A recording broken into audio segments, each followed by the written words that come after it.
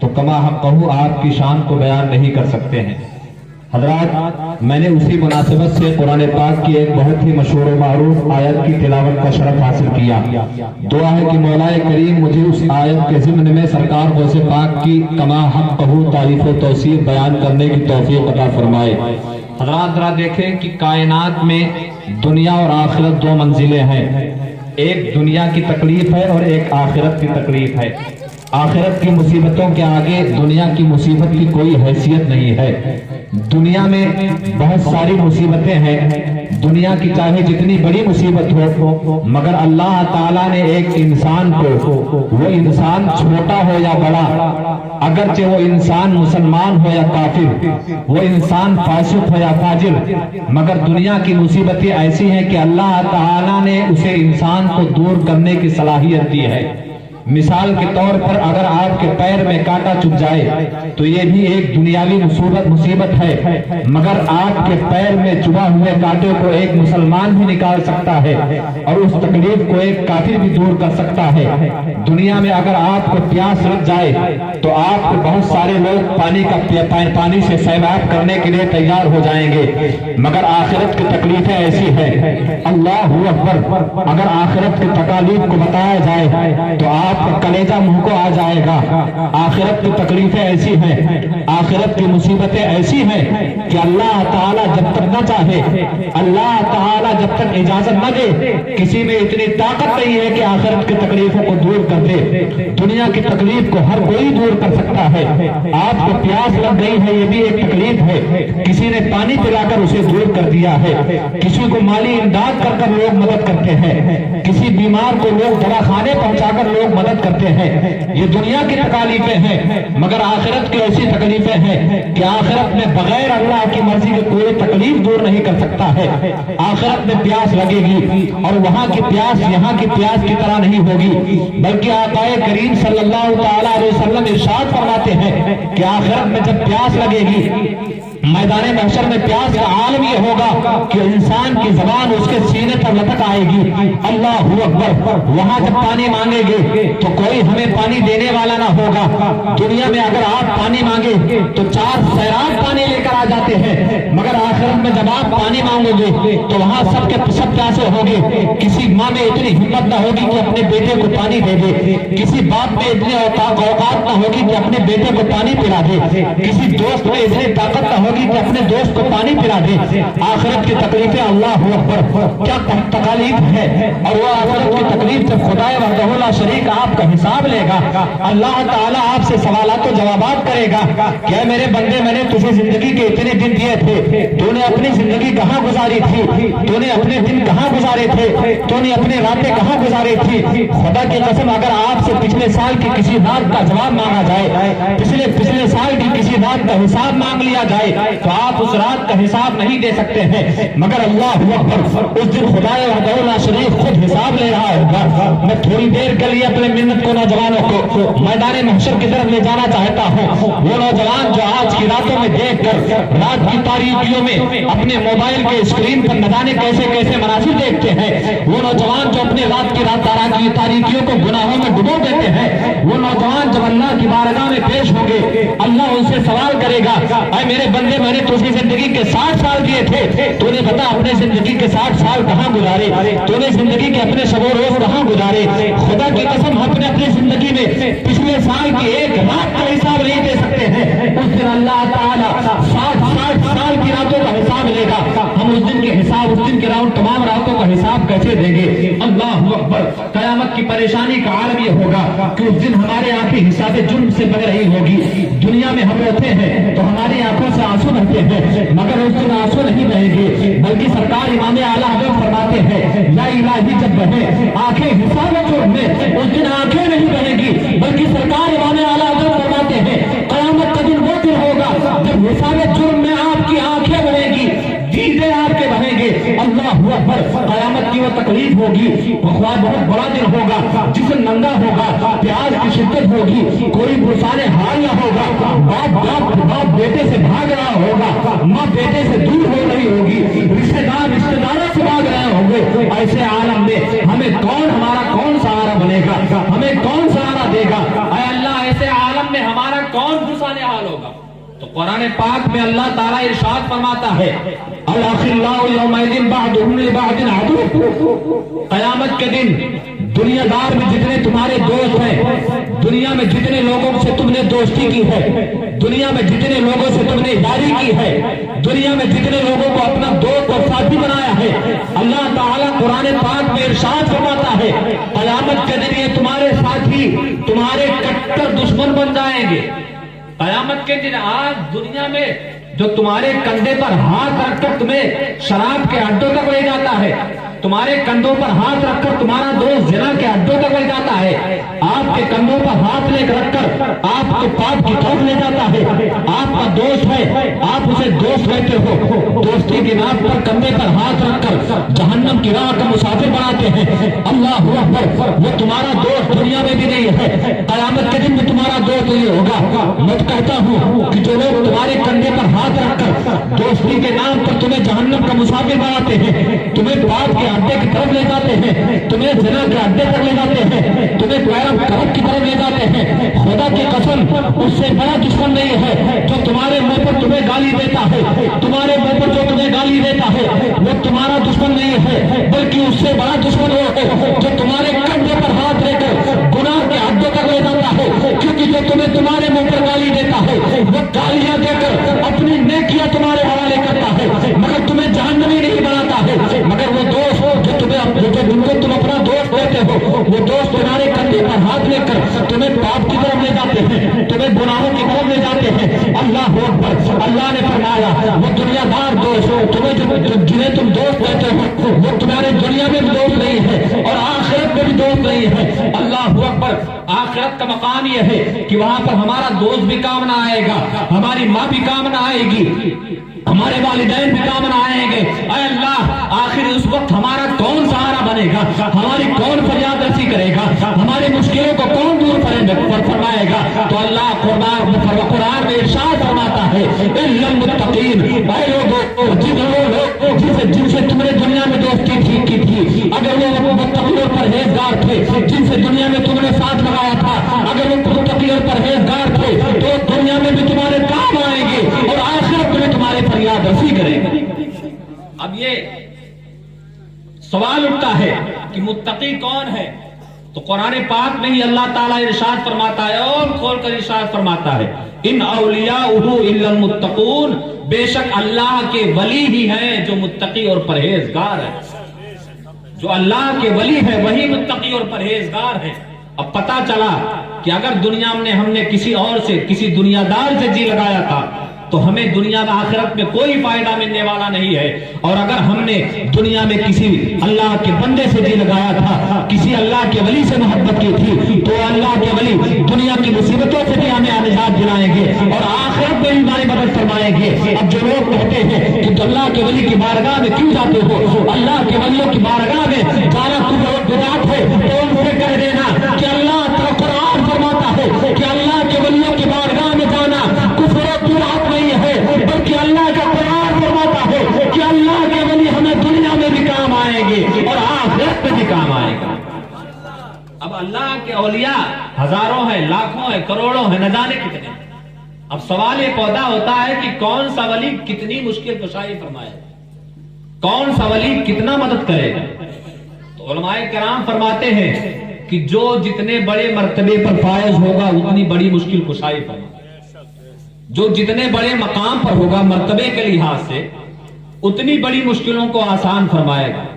अब आइए बात आ गई हो तो देखते चले, पूरी कायनात विलायत में, पूरी विलायत की दुनिया में हजरत गैबन शाह और हजरत मलन शाह से लेकर न जाने कौन से शाह तक आप अगर ये मुआयना करें, आप अगर ये छानबीन कर लें कि सबसे आला मर्तबा किसका है, सबसे बुलंद मकाम कितना है, तो खुदा की कसम कायनात में जितने वली हैं और जितने औलिया होंगे, सरकार इमाम आला हजरत फरमाते हैं कि शुक्र के होश में जो है कोई उनसे क्या पूछे, खिज़्र के होश में है, कोई उनसे पूछे रुतबा तेरा, अल्लाह बुखारों से मत पूछो, हजरत खिज़्र अलैहिस्सलाम से पूछो। हजरत अल्लामा अब्दुल हक मुहद्दिस दानी फरमाते हैं कि एक बुजुर्ग की मुलाकात हम किसी मुलाकात हजरत खिजर से हुई तो पूछा कि सरकार गौसे पाक अब्दुल कादिर का मर्तबा क्या है? तो हजरत खिजर अलैहिस्सलाम फरमाते हैं कि खुदा की कसम तमाम उम्मतों में और उम्मत मोहम्मदिया में तमाम अव्वलीन और आखिरीन में जितने भी वली जितने भी लोग पहले हुए हैं, अब्दुल कादिर से पहले जितने हो चुके हैं या अब्दुल कादिर के बाद जितने होंगे, खुदा की कसम अब्दुल कादिर को जो मर्तबा मिला है ना अब्दुल कादिर से पहले किसी को मिले हैं न बाद में मिले। सरकार गौसे पाक को मेरे अल्लाह ने वो मकाम मर्तबा अता फरमाया। पूरी कायनाते विलायत में सरकार गौसे आजम से बुलंद पाया कोई है ही नहीं। इसीलिए उलमाए किराम फरमाते हैं, खुद सय्यदी सरकार आला हजरत फरमाते हैं और तोहफतुल कादरिया में और तोहफतुल खातिर फी हक़ अब्दुल कादिर में भी और बहुत सारी दीगर किताबों में है कि जब सय्यदी सरकार गौसे पाक से कहलवाया गया किसी, और ये सिर्फ मेरे आका सरकार गौसे पाक की शान है, किसी और से नहीं ये कहलवाया गया, बल्कि सिर्फ मेरे आका सरकार गौसे पाक से कहलवाया गया।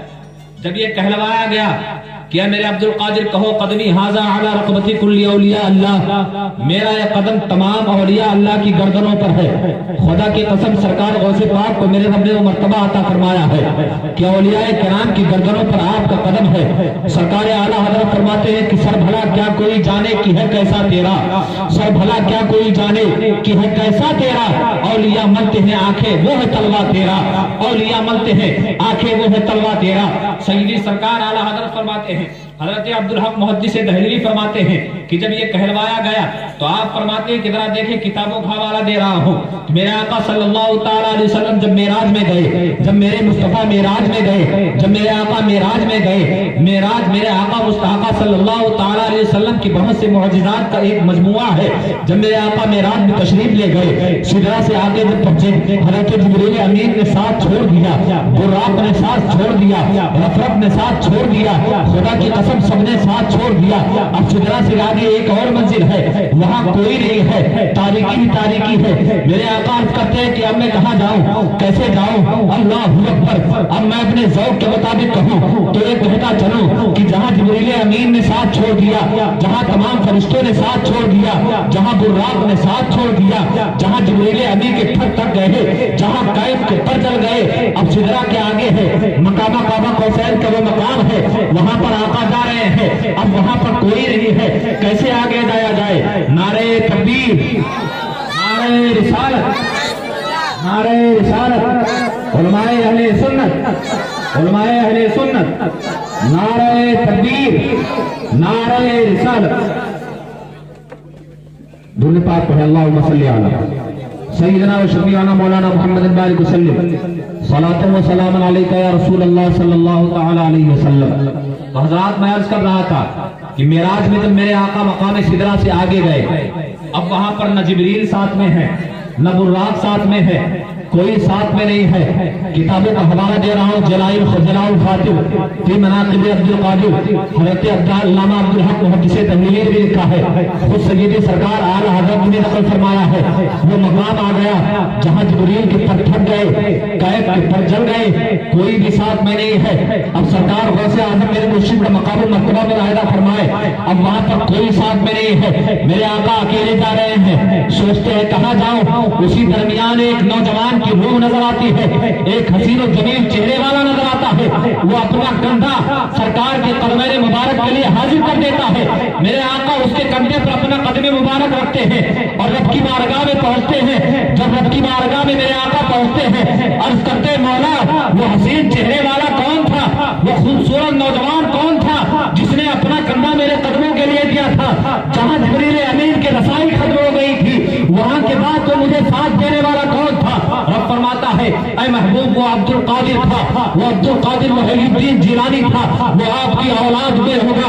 अल्लाह अल्लाह है महबूब, मैंने उसे वो मर्तबा अता किया है जो मर्तबा आपको नबियों में अता किया है, मैंने वो मकाम मर्तबा उसे वलियों में अता किया है। खुदा की कसम अल्लाह के महबूब सरकार गौसे पाक की शान ये है कि अल्लाह के हबीब के लिए अपना कांधा पेश किया था। उसी वक्त अल्लाह के हबीब ने दुआ फरमाया कि ऐ मौला अब्दुल कादिर ने मेरे लिए अपना कंधा दिया है, तो ऐ मौला अब्दुल कादिर के कंधे पर मेरा कदम आज है, ऐ मौला मेरी उम्मत के तमाम वलियों का कदम अब्दुल कादिर के कंधे।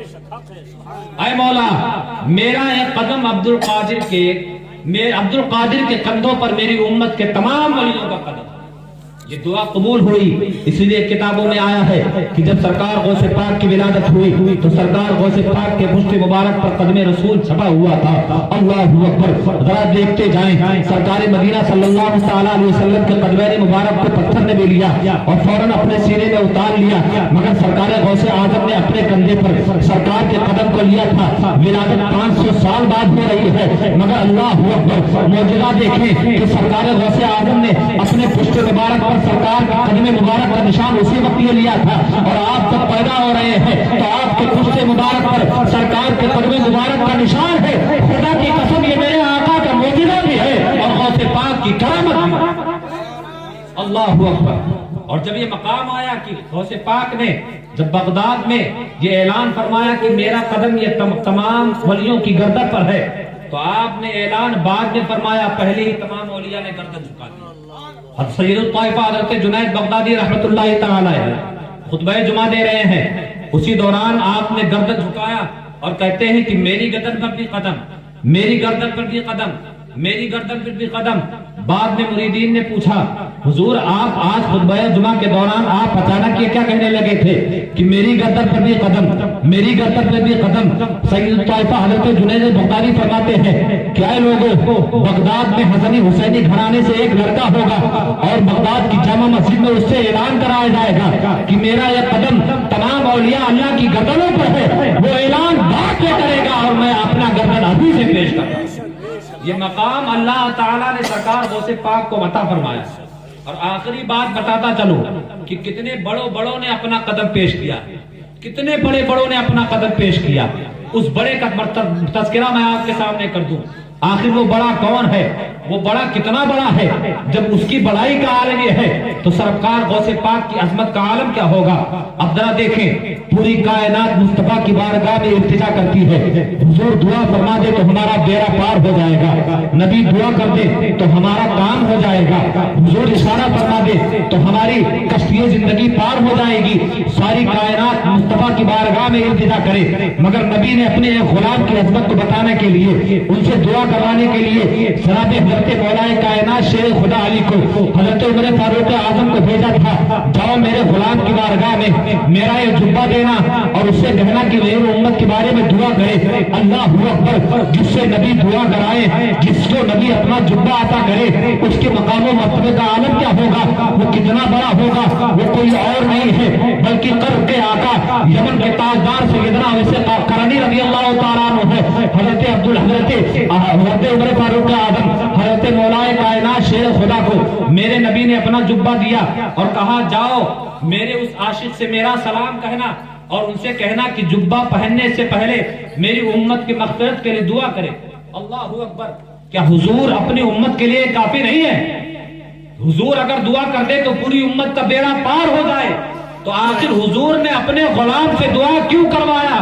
تو ہمیں یہ درس دیا جاتا ہے کہ اللہ کے ولیوں کی بارگاہ میں جانا یہ بدعت اور شرک نہیں ہے. ہم غریب سنیوں پر فتویٰ نہ لگاؤ, کیونکہ ولیوں کی بارگاہ میں جانا اور دعا کرانا یہ مصطفیٰ جان رحمت کی سنت ہے. اللہ اکبر.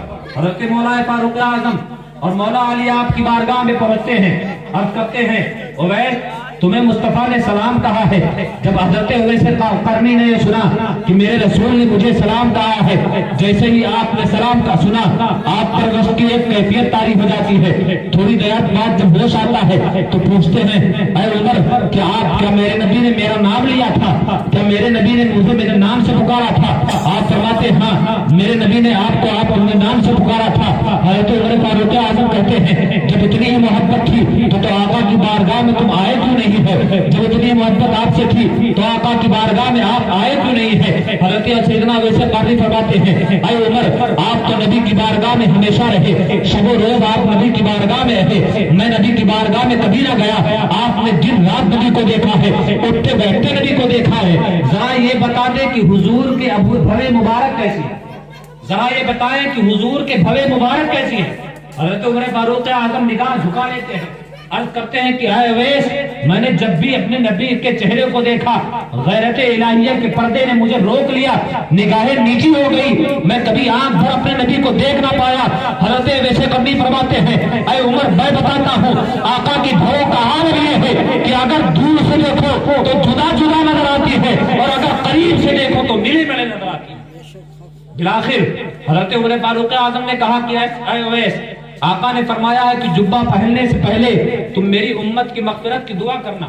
حضرت ویسے قرنی جبہ لیتے ہیں، سجدے میں گر جاتے ہیں، عرض کرتے ہیں اے مولا میرے حبیب کی امت کو بخش دے، اے اللہ میرے محبوب کی امت کی مغفرت فرما دے، اے اللہ میری امت میں میرے حبیب کی امت کو بخش دے۔ اللہ اکبر، اصرار بڑھتا جا رہا ہے، جب اصرار پہ اصرار بڑھتا گیا ندائے غیب سے آواز آئی اور اے اپنا سر اٹھا لو، میں نے حبیب کی آدھی امت کو بخش دیا ہے، میں نے حبیب کی آدھی امت کو بخش دیا ہے۔ اب عرض کرتے ہیں مولا پوری امت کو بخش دے، مولا پوری امت کو بخش دے۔ اللہ تعالیٰ آواز دیتا ہے، غیب سے آواز دیتی ہے اے اویس میں نے تمہارے اصرار پر محبوب کی آدھی امت کو بخشا ہے اور آدھی امت عبد القادر کے کہنے پر بخشوں گا، آدھی امت عبد القادر کے کہنے پر بخشوں گا۔